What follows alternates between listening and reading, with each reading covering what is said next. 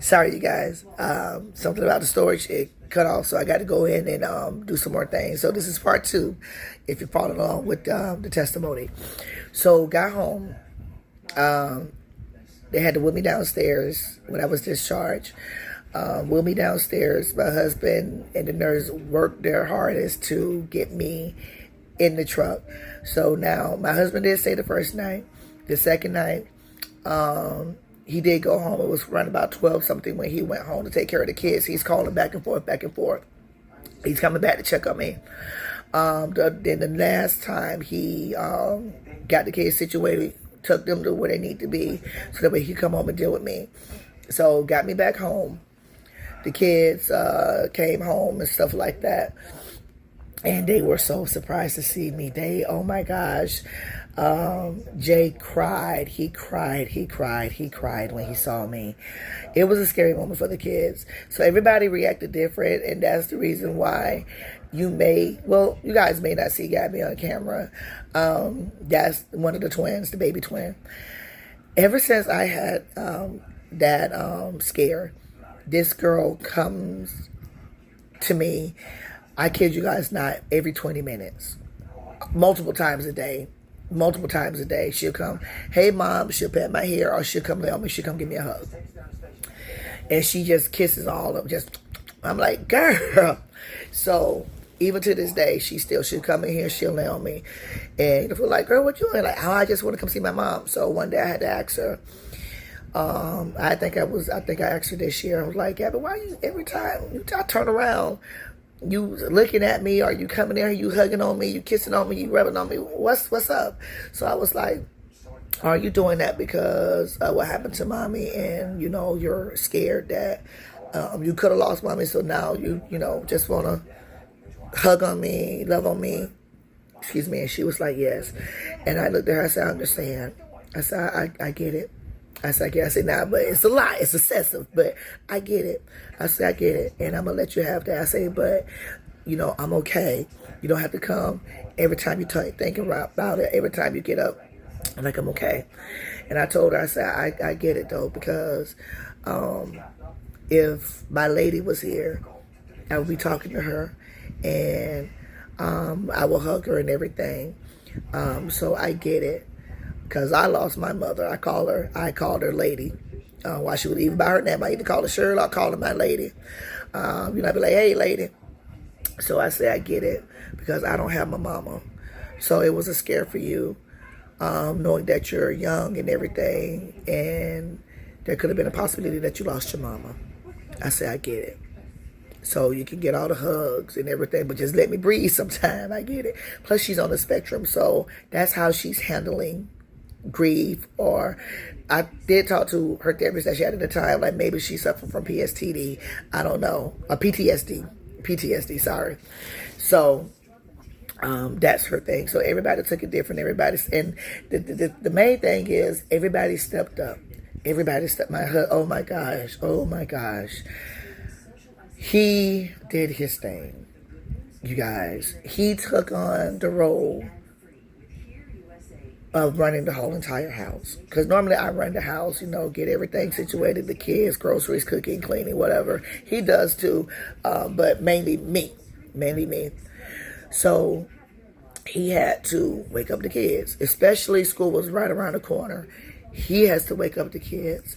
Hey, you all get up, get your stuff together. He has to iron the clothes. Hey, y'all come on. He has to fix breakfast for those who's eating breakfast. He has to fix baby lunch. He has to wash all the clothes. He has to take the kids to the dryers, or have the big kids wash their clothes, take them to the dryers. He has to go to the grocery store. He has to shop for all the groceries. He has to come home and cook. Have the kids wash the dishes and all that kind of stuff, and he washed the dishes. He has to give the boys their bath. He has to do all this stuff. And then also go to work at the same time, because he couldn't really take no more days off of work. Then me, I'm home now.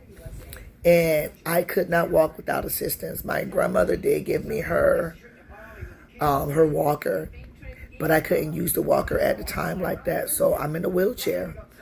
Because if I do, number one, I couldn't stand up without assistance. If I stood up by myself, I would fall. So you would have to hold my hand or hold me up for me to stand up. And then if I did walk, I could only take maybe 5 steps, and then I had to sit down. So I couldn't sit myself up. You have to sit me up. I couldn't swing my legs out the bed. He have to move my legs out the bed. I couldn't walk myself to the bathroom. Our bathroom is right here, next to the bed. He has to walk me there, sit me down, stand me up. I couldn't lean over to wash my hands, so he had to do that. But even before we got to that point where I can do all those things, even to take a bath, he would have to get a basin, fill it up with water, roll me from side to side, lift up my arm to wash my arms, lift up my leg. I couldn't even hold my leg up because I couldn't lift my hand and lift my leg. And this was both legs and both arms. He had to lift up the leg. He had to wash my face. He had to brush my teeth. He had to bring me the food. He also made sure I wasn't, because sometimes chewing and swallowing would get a little difficult. I would never choke on my food, but I had to take my time, and I had to really chew my food, like really chew my food. I had to sit up. He had to sit me up. All those type of things. Roll me from side to side. And it would got difficult because I would have to use the bathroom. And I would go all the time. And I had to wake him up. Hey, babe, Jan, I got to go to the bathroom. He had to get up and walk me to the bathroom because I couldn't get up and walk to the bathroom. So now he's walking me to the bathroom, get back in the bed. If I have to go an hour later, I got to go to the bathroom.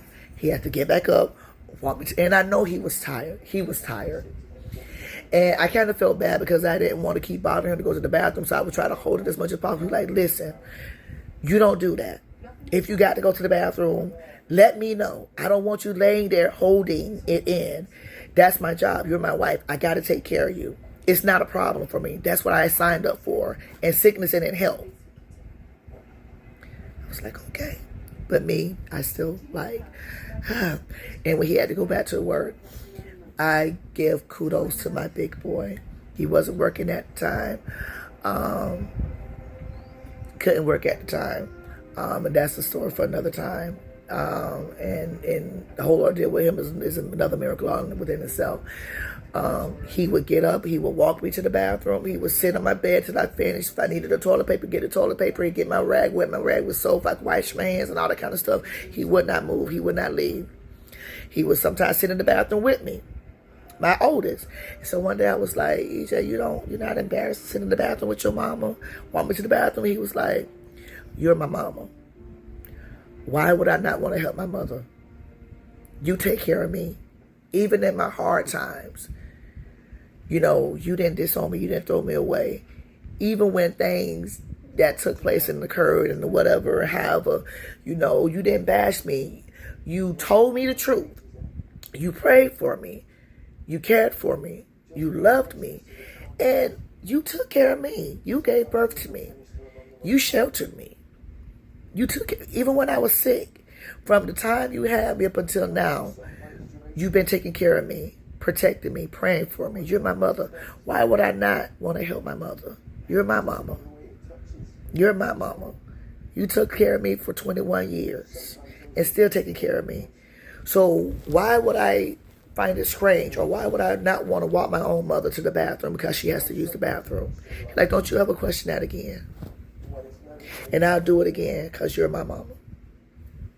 I didn't say anything else. So here it is, fast forward. I did have to learn, and now I did get in trouble a couple of times. Number one, because I was trying to move too fast. Number two, as my strength, increased and increased. I remember one time I did get up and try to go to the bathroom because I didn't want to wake my husband. He fussed at me, y'all. He was like, what if you would have fell? Don't you ever do that again. I'm like, I didn't want to disturb you. He was like, no, you wake me up. Don't you do that again. So it took a while before I can get into the tub. It took a minute because I would have to lift my leg up to get in the tub. Mind you, I wasn't even going to therapy anymore because I couldn't. I didn't have the insurance to go to therapy. So walking became better, and then I would have to walk with the walker but I couldn't walk too long. I would walk with the walker, so I stayed in the house. And when I tell you guys, the enemy played mind games with me where I was angry. I was angry at myself. Not at God. I was angry at myself. I was angry at the situation. Depression, all that stuff tried to kick in. Couldn't stay. Kind of felt sorry for myself, but then I had to shake myself out of that stupor. I had to really shake myself out of that stupor. And just had to really trust God. All my kids played a part in doing something, you know. Malachi, he wouldn't say much, but he would always come in here and look at me and check on me and make sure I'm good. And he would also, I would hear him sometimes talking to the younger siblings. Hey, listen, y'all need to be quiet, mommy, and they're resting. Y'all better aggravate my mama. Y'all do this, y'all do that. So even the little boys, they used to try to help when I started using the walker. Like, I'm finna help mommy with the walker. So, and I appreciate all that. Even to... when I started walking a little bit more, even when I went back to church, all that stuff, I had to use my walker and I had to use my wheelchair sometime. And I would also get spasms in my leg while my leg would start to shake uncontrollably. The weakness, the shortness of breath, the arm. At one point, he was thinking that I was starting to develop muscle damage because I started experiencing pains, excruciating pains going down the leg and down the arm. Well, with this arm, I couldn't lift it like this. I couldn't do this. It was hard to bathe myself. And I remember January, our church went on a fast. And I started telling God what I thank him for, what I believe him for. And God gave me a miracle right then and there because I couldn't lift my leg. And I would have tremors in my leg really bad now. I just barely started driving a little bit December, so that got cut short. I really couldn't do it, and it was only small because I started experiencing pains. So I really didn't start driving till like February, possibly. And I want to say in day 3 of the fast and consecration, I was in the shower and trying to shower, and my arm, I began to raise it. My leg, I began to lift it as much. Not too much now, not too much because I didn't want to fall. And I was like, Chad. He was like, yeah, what's wrong? I was like, I can lift my arm. And he was like, I'm like, no. I'm like, listen, I can lift my arm because I couldn't lift this arm. I couldn't carry a jug of milk. I couldn't carry a jug of water. I couldn't tow anything in this arm. And God did that thing for me. He did that thing for me. So, yes, I can drive. I'm driving. I'm cooking. I'm washing clothes. Now, I don't overdo it. And a lot of times, I have overdid it a few times. But I try not to overdo it. When I'm tired, I sit myself down. If I'm asleep, I'm going, listen, I'm not doing it. I'm not going to push myself. And I really was last year, and you know, others had to tell me, listen, some people bounce back really quick, some people don't. Take your time because you don't want to have a backset. And I did experience that a little bit last year because I was trying to push and overwork and overdo it, and it caused me to be in the bed for 3 days. After making really good progress, I was back in the bed for 3 days, couldn't move. So even now, because I walk, and even when I go to the store now, I don't have to use a chair, but I do use a cart just to hold on and to push for that extra support, especially if I have to walk around a lot in the store, so I have to use a bucket to lean on. I tell my kids, I'm gonna be walking, I'm gonna be running soon. So I do still get shortness of breath. Anything strenuous, it does tire me. I think I want to say I'm doing better with stairs, walking up the stairs, walking down the stairs. I am getting better at that. I can lift things. I just try not to lift heavy things, so I don't have the strength like I used to have. Sometimes it's not as often as it used to be where I would forget the words that I'm saying, or I may stumble over some words. And like now, trying to get the words to say. Sometimes I may mispronounce words, things like that. But I still get fatigued a lot, especially if I'm overdoing it. So, and there are times I'm tired, things like that. So I haven't started back therapy. I am seeing a cardiologist now, and I'm just waiting to go see the neurologist. So, but that's my testimony, because I remember talking to my cousin the week of when I had the stroke, or I had the stroke-like symptoms, and I came home. She called me and she fussed me out. She was like, cousin, why didn't you tell why you? I'm like, I couldn't call you. How? And she shared with me that I suffered that Monday. She got a phone call Tuesday saying one of her church members had a stroke, passed away. So she was in shock with that, because she was close to that church member, just to find out days later that her cousin had a stroke that Monday, or had stroke-like symptoms that Monday. So she was just through. And she was like, cousin, don't ever do that. So, and a lot of people, they really stepped up. Sorry about that, you guys. My phone is really cutting out on me, but I'm going to go ahead and... Okay, I'm back. Trying to go ahead and finish it. Sorry, you guys. It kept saying that my storage is full, so I'm trying to delete so I can finish this video. But I just wanted to say that I'm just so grateful and so happy what he did for me, how he did it for me. And nobody could do it but God. And I remember having that ordeal back in July. August, I had to go right back to the hospital. This is what God had to show me, what he was doing, how he was in control, and that prayer works. It wasn't for that. It was for something else. I had to go back to the hospital, and I actually had to go to the hospital here where I stayed. And I remember I was on the phone with someone, and we were, just talking about a lot of stuff, what they were saying about me now, and, what happened, the previous month. And all of a sudden I heard, I did what you asked me to do. It didn't dawn on me till like days later, till a week later, what I was hearing in my spirit. And he was like, I did what you asked me to do. I was like, huh? And he was like, I did what you asked me to do. You asked me to block the heart attack and block the stroke. I did what you asked me to do. And I was like, wait a minute. Because, like I said, when I laid there, I heard heart attack and I heard stroke. I heard heart attack and I heard stroke. So like I was saying, I was thinking that the enemy was putting it in my mind. But I heard heart attack and I heard stroke. And after me, saying, I'm too young, I'm like, you know what? No, let me just go ahead and rebuke that. And I was like, God blocked the heart attack, God blocked the stroke. And it wasn't until the following month where he spoke to my spirit. And he was like, you asked me to block the heart attack. You asked me to block the stroke. I did exactly what you asked me to do.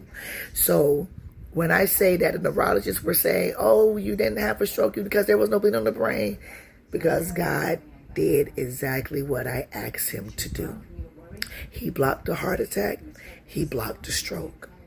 So even though now in all my paperwork, even at my primary doctor, they have it noted as stroke symptoms. So they still treat me as a stroke patient, but it didn't manifest itself because he blocked what I asked him to block. All the signs, all the symptoms, even to this day, had my little difficulties. No bleeding on the brain. No bleeding on the brain.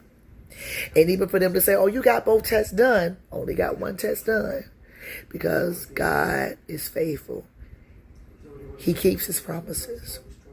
And even though it may not look like how we wanted it to look like, or we don't understand it, because I never could understand why they said I had both tests done. And one of them said there was no bleeding on the brain because God was behind the scene working that thing out. Like, no, this stroke ain't going to manifest. This heart attack ain't going to manifest because my daughter said block it, and that's what I'm going to do. And I'm blocking that thing. And I bless God for that. So we're going to go ahead and end it here. And I'll just come back on a little later, make another video. So until then, keep pressing forward, keep looking up, and always speak positivity over your life. And I really hope that this video bless someone to know and understand. Like I always say in my inspirations, it doesn't matter what it looks like. It doesn't matter what report you got. It doesn't matter. I mean, it is what it is. But God is bigger than what they say. God is bigger than what you see. And God is stronger and able to deliver no matter how dire the situation is. He got you. Love you guys.